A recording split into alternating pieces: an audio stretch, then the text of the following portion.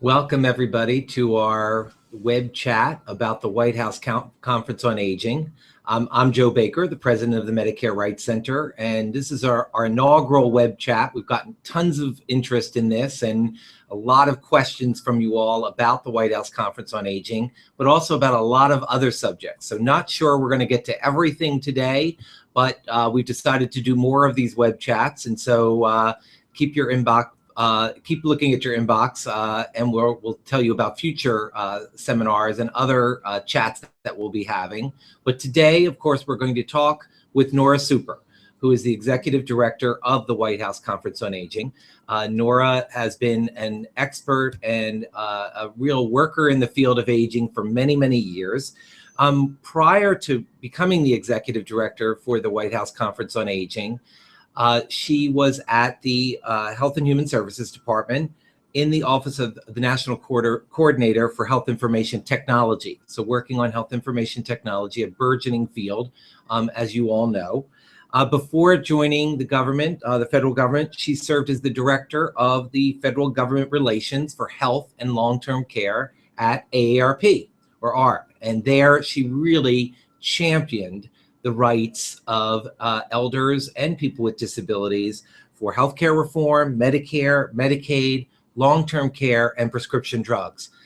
So as I said, a long history working on issues involving seniors and people with disabilities and on government health programs, particularly the Medicare program. She has more than 20 years of experience working in a wide range of aging-related issues. She's a native of New Orleans, a graduate of Tulane and of GWU. And we're thrilled to have Nora here with us to talk a little bit about the White House Conference on Aging. We'll talk a lot about it, actually, and tell us what she's been working on and the kind of national listening tour that she's been doing. And this is part of that, the web chat today. Two kind of housekeeping pieces. You see me, hopefully, and hear me. You will not see a picture of Nora, but you'll hear her voice over the telephone. And we've checked those mic levels, and those should be working well. Of course, if you have an issue or a question, basically, if you look to the right side of your Google Hangout screen, you will see a screen to ask questions or make comments. And Mitchell Clark, our senior communications associate, is manning the computer as I speak and looking at your questions, and will be passing them to me. So with that, why don't I, Nora, hand it over to you on the telephone. And I know everybody has an initial question, kind of what is the White House Conference on Aging? When's it happening? What's involved? And maybe you can speak to a little bit of that just as by way of intro and giving us the basic information. Sure. Hi, Joe. Thank you very much for the warm introduction. And it's always great to be with the Medicare Rights Center and listen and learn from.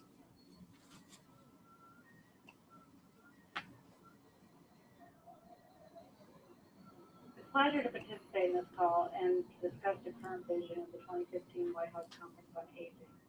I wanted to discuss a little bit about how we're working to make that vision a reality and how you all can get involved. So I often talk about the goals of the White House Conference on Aging related to 3 C's: conversation, celebration, and change. And the conversation is part of what we're doing today. And as Joe mentioned, I've been going all over the country and taking advantage of opportunities such as this to engage in a national conversation about issues most important to older Americans and their families. Second, we want to celebrate all that older Americans contribute to our society. And of course, next year's important anniversaries. It's the 50th anniversary of Medicare, Medicaid, and the Older Americans Act, the 80th anniversary of Social Security, the 25th anniversary of the Americans with Disabilities Act, and of course, the 5th anniversary of the Affordable Care Act. And finally, we want to help inform the changing aging landscape in America to reflect new realities and new opportunities for older Americans. So, as to Joe's first question, unfortunately, we don't have a date yet. We are working hard to get one, and I'm hoping to get one very soon. But as you might imagine, the president's a very busy man, so trying to nail down the exact time that we can have it. We're We're hoping to have it this summer as the culmination of months of hard work, but we don't see the conference itself as being the end of the conversation. We actually see it as a continuation where we will talk about things we've learned and initiatives we'd like to put forward, but of course we'll need all of you and others to help us make these changes for the future. So let me provide a quick overview of how this conference will be different from previous conferences, as I know probably some of you have participated in previous conferences. As you may know, the conferences have occurred every decade since 1961. And in the past, the conferences were determined by statute and with a form and structure directed by Congress through legislation. Right now, we're hopeful the legislation to reauthorize the Older Americans Act seems to be really moving in the Senate now, which is quite encouraging. But even the bill that's pending doesn't include authority for a White House Conference on Aging. So we don't have the funding from Congress that past conferences have had. So as a result, the 2015 conference will be different in structure from previous conferences. We will seek public engagement, but we will not establish a formal delegate process. We are still in the planning stages of how participants will be determined or nominated, but as soon as we better understand the date and the space restrictions, we'll be sure to get that information out to the community. We do plan to use new technology, social media, federal government, regional offices, and other ways to directly engage with older adults and their stakeholders across the country on issues that are important to you all. And I think the technology that we now have had, and I know you all can relate to, all of our lives have changed so much. The ways that we can communicate with people have broadly expanded, and so we're excited about using some of these technological changes to reach more people and get their input. We have a website, and I hope that you all have gone to it, but I'd encourage you to do so after this call. If not, the URL is www.whitehouseconferenceonaging.gov. And there it provides the latest news and information on conference planning, including a regular blog. And the website offers 3 ways for individuals, organizations, and coalitions to get involved. Visitors can sign up for regular updates. They can provide their comments on issues and opportunities they'd like to see the conference address, and they can share their experiences on aging. I know many of you have already submitted comments to our website, and we're grateful for all of that feedback. I want to assure you that we are reading every single one of the comments. We're analyzing them, looking at ways we can address many of the issues on the minds of older Americans across the country. And so keep those comments coming. We are incorporating them into our planning and addressing them. We're also holding a series of webinars on important issues for older Americans. We had one recently on multiple chronic conditions, and we're having one later this month on elder justice. So if you look at our website, you can find more details about how to sign up. Nora, can I interrupt you? This is not a technological problem, but the heat in our New York office building is coming on, which means our radiator is about to clank. So if perhaps you can talk a little bit louder, you might actually talk over the clank of our 19th century radiators. Sure, I'm happy to try to talk louder. Okay, thanks. So beginning in February, we will be hosting 5 regional forums. The first one is in Tampa, and then Phoenix, Seattle, Cleveland, and Boston. The forums are co-sponsored and co-planned with AARP and co-planned with the Leadership Council on Aging organization, of which Medicare Rights Center is a member. We've been working very closely with LCAO in developing the agenda and the speakers and the participants, and we hope to continue to do that throughout this time. They are by invitation only, but again, we're taking many recommendations from Medicare Rights Center about the folks that should be there. We really have a commitment to ensuring that all viewpoints are represented, that there's a diversity of participants, diversity across the age spectrum, diversity in terms of cultural and ethnic differences, and all the ways that the face of Americans across the country are changing, and to incorporate those ideas and thoughts into our conversation. We plan to live stream the events as well so that people can, who can attend in person will be able to listen to the forum proceedings. We'll be developing some discussion topic questions for people that are doing this, listening in on their own, to also submit more information directly to the White House Conference on Aging. We're also working hard to plan publicly release a series of policy briefs and solicit public comment on that. So look for that probably in the month of March as we seek public input on some of the policy ideas that we're working on. We've been working with congressional offices, and we have a formal process in place for them to submit a summary of their own events. I was telling Joe before we got started that Senator Gillibrand has expressed a lot of interest in hosting one of these events, so we're hoping to have one in New York soon, and these community conversations will be compiled, and priority issues, successes, and solutions will be used to inform the national conference. And finally, we've been holding listening sessions such as this with older Americans, families, caregivers, researchers, and leaders in the aging field across the country on how we reshape the aging landscape for the better. I wanted to say that these sessions have left me with one overarching impression, that it's time to shift the conversation from one that assumes the coming age wave will overwhelm us to one that recognizes that it can help lift everyone's boat by tapping the power of experience to improve our communities and society. Four common themes have emerged from these discussions and conversations, and as you may know, they will form the four focus areas for the conference. Let me give you a brief overview of each.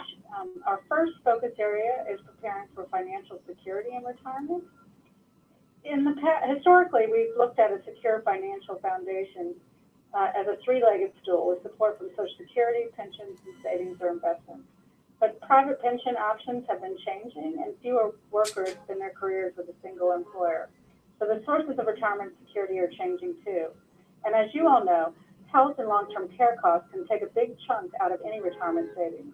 And in 2005, only 1/3 of Americans 65 and over had at least $70,000 in assets, which is about the cost of a one-year stay in a nursing home. Additionally, 65% of Americans over 40 have done little or no planning for living expenses during retirement. I hope that you all saw the President's budget yesterday, where we've addressed some of these issues head-on with proposals. And the President has stated emphatically that he will oppose any measures that privatize or weaken the Social Security system, will not accept an approach that slashes benefits for future generations or reduces basic benefits for current beneficiaries. Additionally, the President's budget expands retirement savings opportunity for all Americans to help families save and gives them better choices to reach a secure retirement. This is especially important because as many as 78 million Americans, about half the workforce, don't have a retirement savings plan at work. And fewer than 10% of those without plans at work contribute to a plan of their own. So the White House Conference on Aging really offers us an opportunity to discuss these issues and other ideas on how to achieve a secure financial foundation. Our second area of focus is healthy aging. While we know that we can't stop the passage of time, exercising, eating well, maintaining a healthy weight, and limiting stress can provide the foundation for staying healthy throughout life. Regular preventive health screenings and immunizations are also key to healthy aging. And we need to ensure that all older adults know and use the range of preventive benefits that, thanks to the ACA, are now available without cost sharing through Medicare. I know when I spoke to Medicare Rights Center earlier that they stressed that sometimes these benefits can be confusing or there are surprises for people. So we really have took that comment to heart, and we've been working closely with CMS, with Social Security, with Department of Labor, all the ways that we can think about the best ways to get this information out and help people take advantage of these important benefits. Additionally, we've been working with our colleagues at the Housing and Urban Development and the Department of Transportation to make sure our communities are preparing for an aging society in positive ways with appropriate housing and transportation options. Of particular interest, I know, to the Medicare Rights Center and an idea that will certainly support healthy aging is to ensure that individuals who are approaching Medicare eligibility understand their rights and responsibilities. As you are aware, the Social Security Administration is considering changes to the Social Security statement to ensure that information about Medicare is clear and concise. Additionally, Social Security, CMS, and other agencies are reviewing their current policies to ensure that beneficiaries are adequately informed. In other efforts to support healthy aging, the President's 2016 budget proposes a set of initiatives to strengthen Medicare by encouraging healthcare providers to deliver better health, better care, and better outcomes for their patients, and by improving access to care for beneficiaries. Additionally, to provide relief from increased prescription drug costs for Medicare beneficiaries, the budget proposes to close the Medicare Part D donut hole for brand drugs by 2017 rather than 2020 by increasing discounts from the pharmaceutical industry. I want to say that you will notice in the budget there are many things where we put ambitious deadlines to move forward, and the President feels very strongly. He is aware that he only has 2 years left in office, and if he's going to set benchmark measures that his staff should be accountable for those as we move forward. Recognizing the importance of nutrition to healthy aging, the budget provides over $875 million for nutrition services program, which is a $60 million increase over the 2015 enacted level, allowing states to provide 208 million meals to over 2 million older Americans nationwide, helping to halt the decline in service levels for the first time since 2010. The budget also provides supportive housing for very low-income elderly households, including frail elderly, to allow seniors to age in a stable environment and help them access human services. All of these budget items will support healthy aging, and the White House Conference on Aging will provide a national forum to discuss the various aspects of healthy aging and how we best achieve it. The third focus area is long-term services and supports. Despite efforts to stay healthy, we're all aware that many older adults will eventually develop some limitations or simply need some help with everyday tasks. An estimated 12 million Americans are currently in need of long-term services and support. This includes both older adults and persons under age 65 living with physical and cognitive disabilities.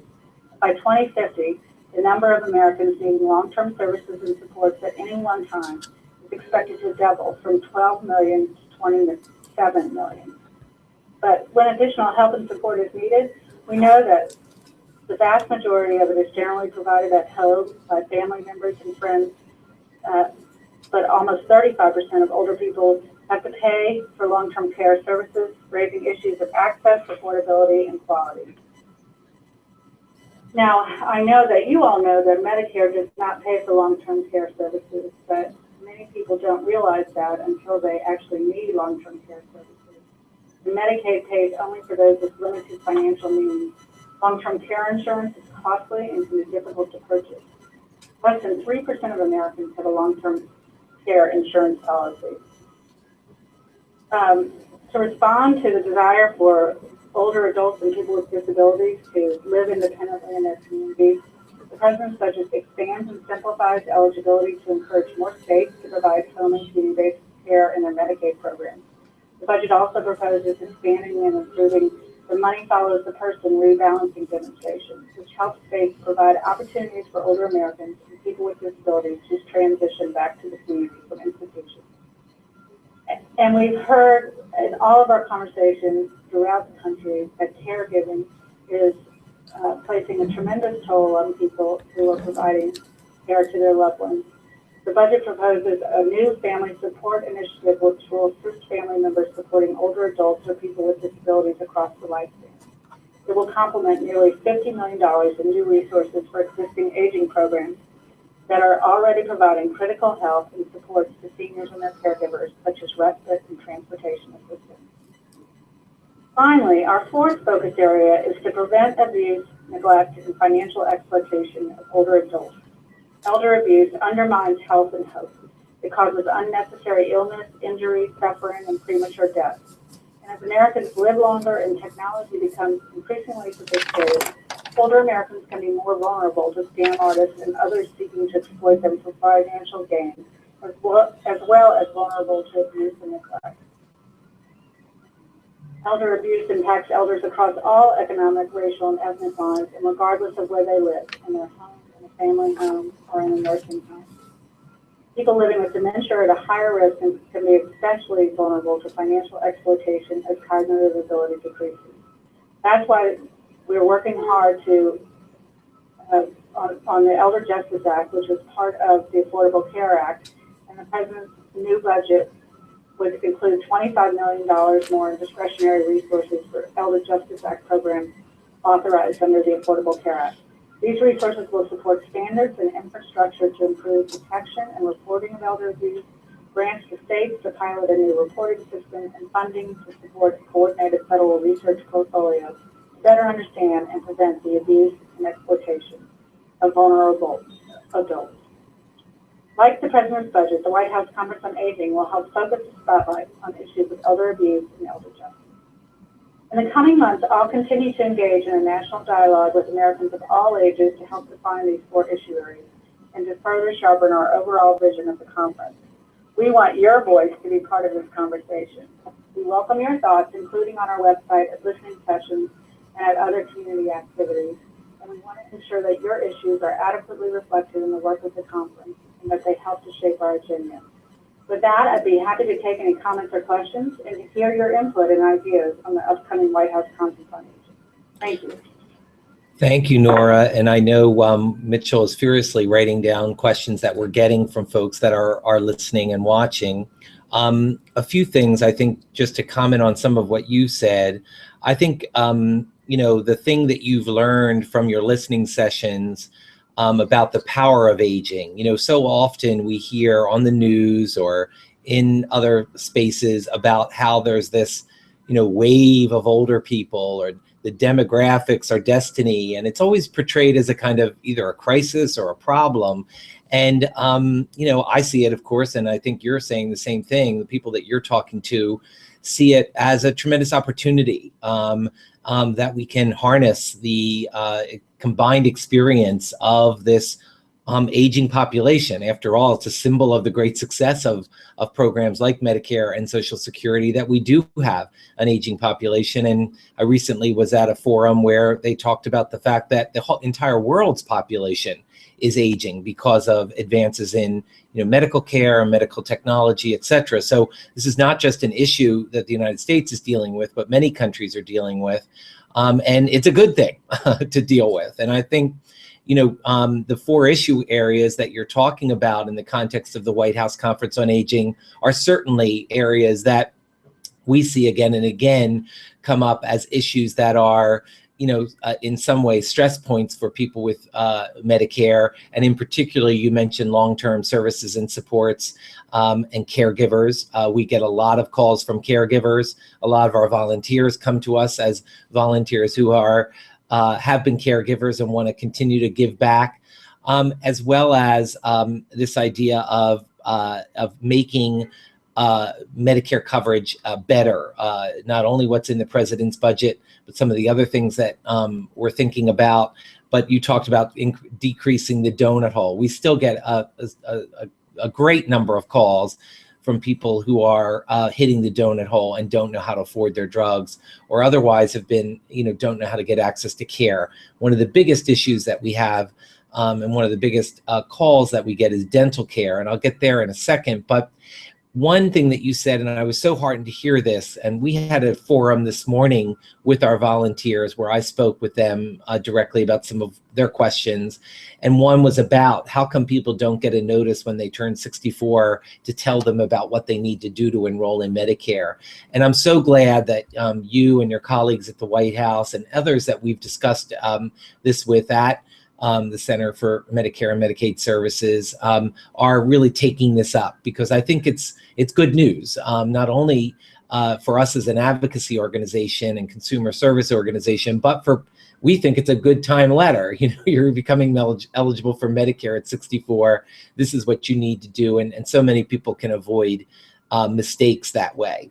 But one question that we have I'm not linking it to dental care, but as I said, this is something that we get a lot of questions about with Medicare coverage. What do you expect to get out of the White House Conference on Aging? What is it that is kind of produced by the conference that you think would be useful? Is it a piece of legislation? Is it some principles? Is it some sort of strategic plan that gives you and the president and Congress some sort of roadmap for where we should be going or what we should be doing? So and maybe there isn't a product that the conference produces, and maybe the past conferences have produced things that have been less or more useful than others, but just your thoughts on, kind of what comes out of the conference, what would be a good result from the conference in addition to kind of raising these issues and discussing them. Well, thanks, Joe.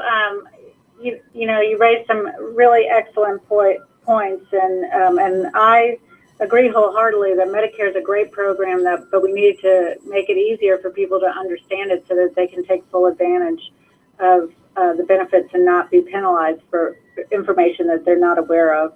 As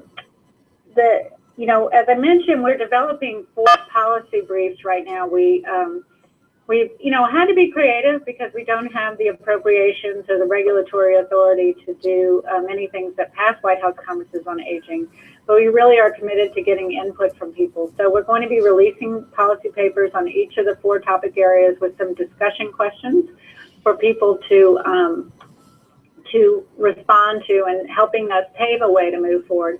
I haven't described it essentially as a strategic plan, but I think that I'd love to hear more feedback if that would be helpful for people in terms of moving forward. I think when I took this job, I inherited a lot of the documentation from the last one. Some of it's a bit overwhelming, so just for me, and I'm an expert in this area, so I think it might be helpful, and would love your feedback to have something that was more of a summary version of what we're trying to achieve and how we can go about it. Some will require legislative changes, as you mentioned. Some will require state-based actions.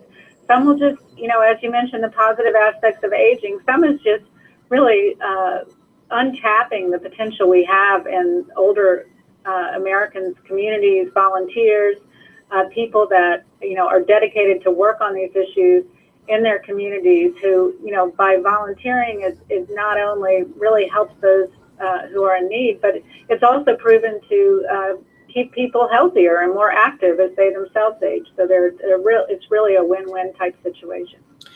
I think we certainly have seen quite a bit of interest in the conference, and I think it is a tremendous kind of rallying point for folks and discussion. And I think your idea and your desire to have people's input about what they would like to see come out of the conference, I think is interesting. I think we all have to have realistic expectations of any human endeavor.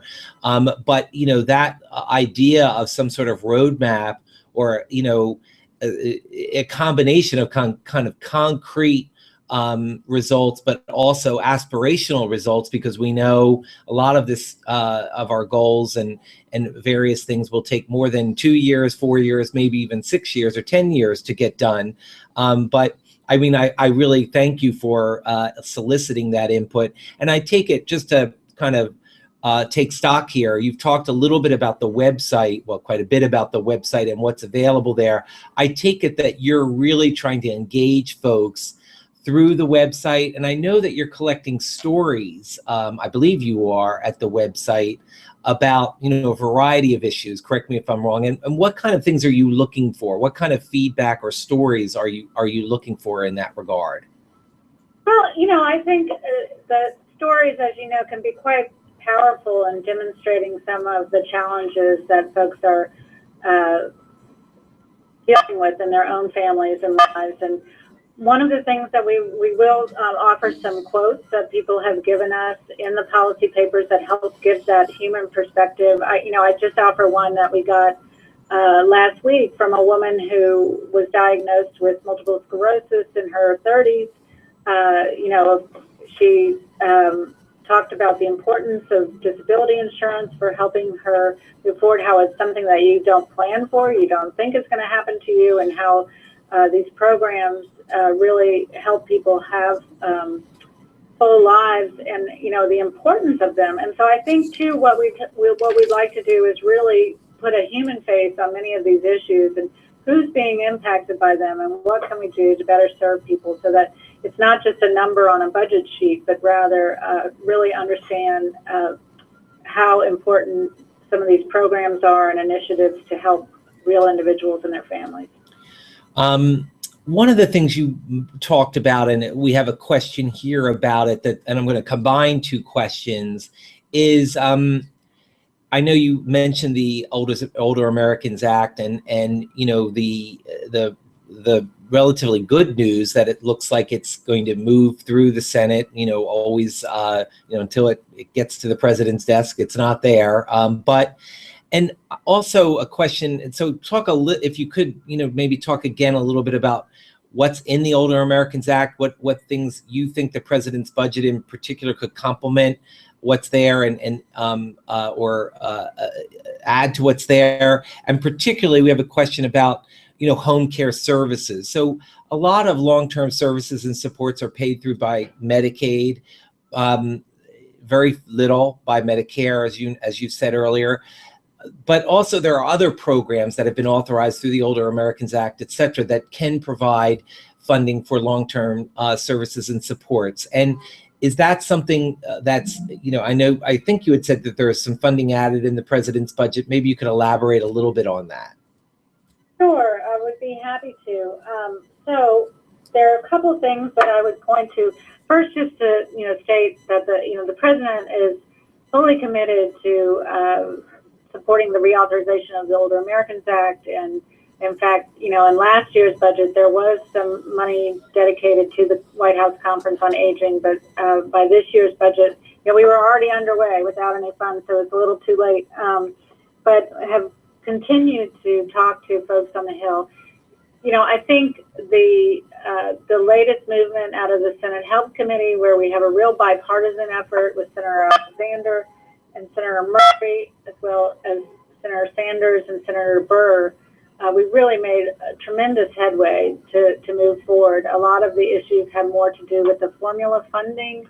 For those of you who may be aware, with the Older Americans Act, they're changing the funding formula to address demographic shifts. For example, that, you know, people are moving from colder areas down to warmer areas, and, you know, that gets met with some resistance because we have such tight budgets these days. Those states that, you know, may lose funds are very reluctant to let go of any funds, recognizing the need that we have. So I think that the Older Americans Act, because it's a discretionary program and it's not mandatory like Medicare and Medicaid, it's always going to be somewhat limited in its ability to provide services. So we've been working on a couple different fronts to support what the Older Americans Act was designed to do, which is, you know, provide services and supports to older Americans and their families. We, you know, have been working hard with several Medicaid home and community-based services, long-term care programs to help expand those, because they've been so well received and really helping people transition back to the community and rebalance their long-term care systems. The budget also includes includes an opportunity for a pilot for up to 5 states to test a comprehensive long-term care state plan option that would allow states to provide long-term services and supports across the continuum of care, all under one authority. And I know you all who are expert in these Medicare, Medicaid distinctions know that that's often an impediment to good care, as the different programs are pointing fingers at each other that they need to cover the services. So these pilots are attempting to see how we can do that across the continuum under one authority. The budget also includes $20 million in discretionary resources for the Aging and Disability Resources Centers program. This is designed to make it easier for Americans nationwide to learn about and access their health and long-term services and support options.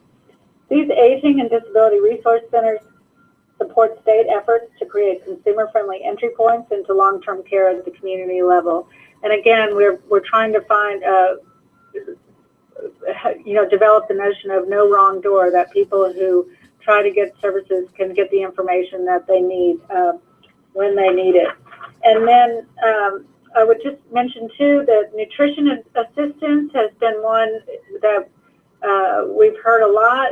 You all may be aware that, you know, the Older Americans Act was subjected to the sequestrations, and so it hasn't been operating at even 2011 levels. So we're at least trying to get all the other programs up to the current year, but then provide additional services for nutrition service programs, recognizing how much need there is out there, and to try to make sure we can look at new evidence-based innovations to help ensure that funding for these programs is spent as efficiently as possible.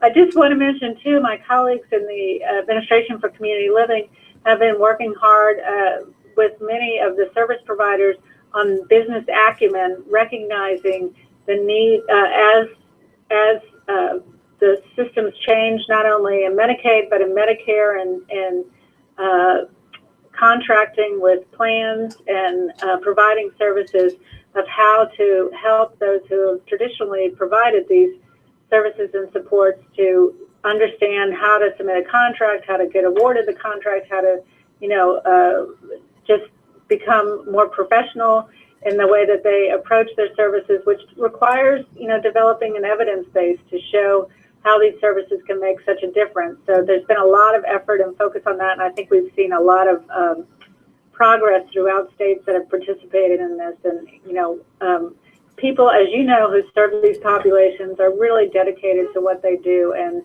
will go to a lot of effort to do whatever they need to do to get their resources. It's unfortunate that it can be so difficult for people.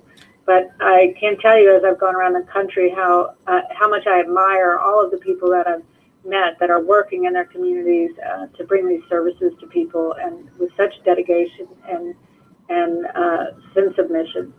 I certainly agree. I mean, we certainly see that in the network of organizations that we work with across the country, and what we find again and again with those that have funding from the Older Americans Act, with the sequestration and other, you know, cutbacks, they've continued to, you know, kind of fundraise either privately or from local and state governments to, or just pinch the penny harder to make it go as far as it did. And so I think with additional funding, they really could be set free to provide a lot more service.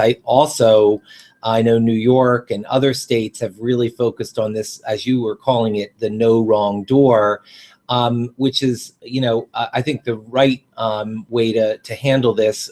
It really is. We get a lot of clients that call us in desperation saying, I've called 5 or 6 different, you know, agencies, and everybody says I need to call them for this and call them for that and call this for the other thing. And that one call, if we can get people in the flow of getting the benefits that they need and they're entitled to, it just, well, it speeds the benefits, which is the more important thing, but it takes down the stress level. So, you know, we're engaged in a lot of those efforts in a lot of the states that are implementing them, and certainly appreciate, you know, your and the administration's focus on them and support of them. I'm shifting gears a little bit here, and we get this question almost as much as we get it, the dental question. So I'm sure the folks that will be sending stories and comments to your website will be asking about or saying, you know, stuff about dental benefits in Medicare and how we need those. They'll also probably be talking about drug coverage, and particularly a continuing question that we get, particularly with Sovaldi, the treatment for hepatitis C, in the news a lot, and how expensive that has been. And that is the price of drugs, and whether or not we can, in the Medicare program, do as they do in the VA program, to negotiate those drug prices so that we can get cheaper drug prices and pass along those savings, not only to seniors, but save money for the Medicare program. I know that the president's budget contains a provision that would look to get rebates again for the dual eligible, the Medicaid and Medicare population. Maybe you can talk to us a little bit about that, and whether or not you've heard in your travels other ideas or proposals with regard to pharmaceutical drug pricing and in the Medicare program, and just generally, and how we might be able to maximize value there. Yeah, thank you, Joe. And I don't want to, I didn't mean to skip over your question about dental care. So let me address that one first. Sure. And talk about drug coverage. So we do hear from a lot of people and are, have about the need for dental care and its importance to overall health. I've, talked to numerous people who are working on this issue. And again, given the environment we're in politically and the budget that, trying to reduce the budget deficit by adding more benefits. So we really tried to look at it from a perspective as oral health rather than dental health. I think somehow that helps people be a little more open-minded about some of the approaches that you can take. So there are a variety of things that we're experimenting with in terms of who can provide dental services, how to make sure that it's understood to be oral health is one of the key issue for overall health. And so we I can't say that we're going to be able to enact a new dental benefit given the budget constraints, but I just want to assure you and your listeners that we are well aware of these issues and are trying again to come up with solutions to meet the need. And so, any ideas that you all can send us, pilot projects that have been successful in different places, things that have been tried and failed so we don't make the same mistakes, would be really helpful. On the drug coverage issue, of course, this has been a theme for quite some time. As you know, Joe, when I was at AARP was when we worked to really hard to close the donut hole because we had heard from so many older Americans that how much drug costs just took up more and more of their personal savings and assets. So we take this issue very strongly.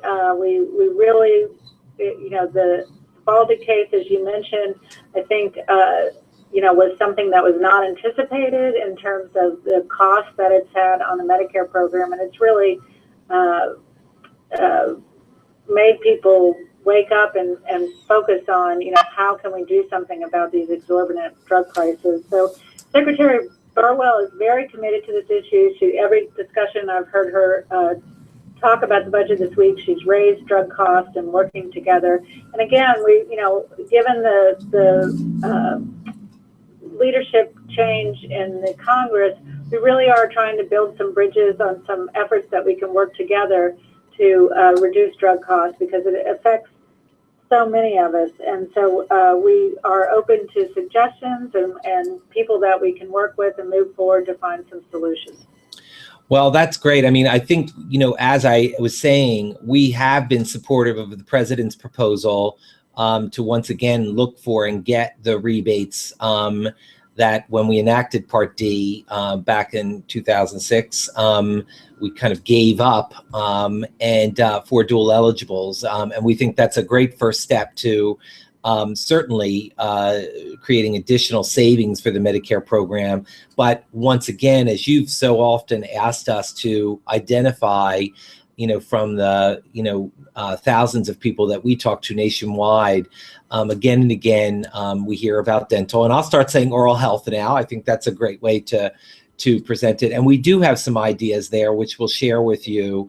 And then also with regard to drug pricing, it's something that once again and again, folks concentrate on. They're very well aware of the benefits of Part D drug coverage. They really appreciate that coverage, which is working well for many people. They're really happy that the president has had a commitment since the passage in the ACA and since the passage of the ACA to not only close the donut hole, but accelerate that closure. And so that's something that we're looking forward to. And then, of course, the pricing issue, I think, is as you say, a longer term issue and one that will require some further work in Congress and elsewhere. But you know, I think the discussion in healthcare, as you know, has really been about value in healthcare, and that is, you know, getting the right care at the right price in the right setting, and not only decreasing costs for consumers, but our consumers are very aware that, you know, Medicare needs to be a prudent purchaser, and they want to see the program survive and succeed and be sustainable. And so, you know, they're very supportive of issues of those measures, many of which the president has supported, and that I think they can suggest on the website and to their elected officials about the value. I'm cognizant that we've been talking to you for 45 minutes, and we really do appreciate the time. We've answered a lot of the questions. We have gotten some questions, just for those of you who are watching, about observation status and, you know, other coverage issues with regard to Medicare that really aren't within this scope of our conversation with Nora. Sorry, but so we're going to be answering those in this can live on in other chat forums, but also we're going to post this on YouTube. It will be part of our website. And as always, you can call our helpline number, and you can interact with us at info@medicarerights.org. So if your question didn't get answered today by me or by Nora, it doesn't mean we don't want to answer your question. It just means that we're focusing today on the White House Conference on Aging, giving you some information about what that is and what it will be, what it can be. And Nora, you know, my last word, and you can repeat this, or maybe you have other last words, is I really get this sense from you that you want to engage folks, that there's limited opportunity, as always in this world, to engage people, you know, face to face in these forums in these cities that you mentioned, but that, you know, the website is a great place to engage. They can also engage through elected officials or through other channels or organizations that they're working on. Is there any other last thoughts or exhortation that you'd like to leave with our listeners today? No, it's just you know, wonderful to speak with you and hear what's on people's minds, and yes, and to reassure. I mean, even we really are taking seriously ways we can engage people that don't have access to a computer, who may have you know, may need a different way to engage, and so we're really exploring those options too, and, you know, look for opportunities. People have given us some great ideas for that, and, you know, I'm so glad you asked me to do this call, because these, you know, lets us talk to a lot of people at one time. So I really appreciate this opportunity and look forward to continuing to work with you all. Well, Nora Super, keep taking your vitamins, because we know you'll need them. This is a big job, and July isn't that far away. And I know this is actually a year-long project, because even if there's a date certain, there will be work all year in this 50th anniversary of Medicare. And thank you for your service and your commitment to Medicare and to all of these issues that affect older adults. Thank you. Bye-bye. And thank you all. Okay. Bye-bye.